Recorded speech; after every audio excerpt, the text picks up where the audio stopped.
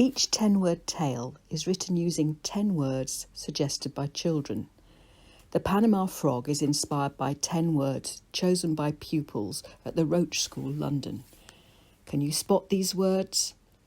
Gem, jungle, soulless, quivering, exhilarating, glittering, rainbow, box, bedraggled, infused.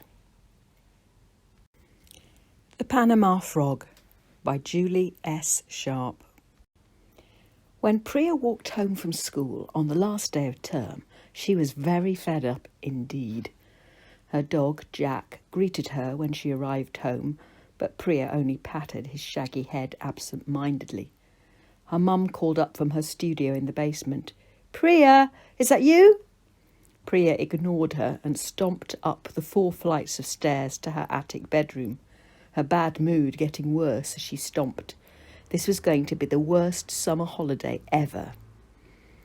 Oceans of time stretched ahead without any oceans.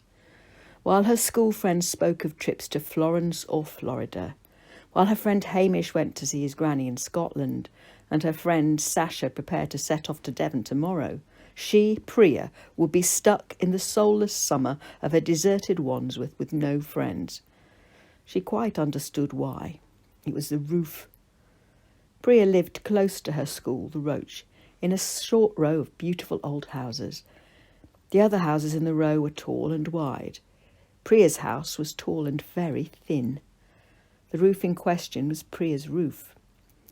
Priya slept at the top of the house with a window facing the river and a skylight through which she and Jack loved to gaze at the stars or moon, or at windy clouds on deep blue, or at just the plain airy brightness of the sky. This roof was going to collapse if it was not repaired. Currently the roof and windows were covered in dark sheeting. Monday to Thursday mornings Priya was not allowed in her room because of the roofmen working away.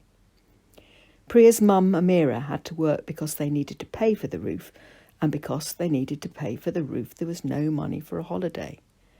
It was no one's fault. Still, Priya felt cross.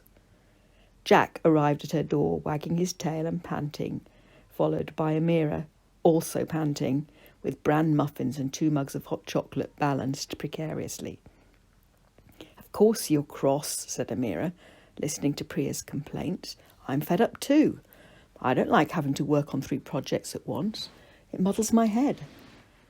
Amira, a party designer, was currently working on a jungle-themed party in Peckham, a pirate-themed party in Putney, and a rainbow-themed wedding in Wimbledon. But you never know, something might happen. Something was to happen that very night.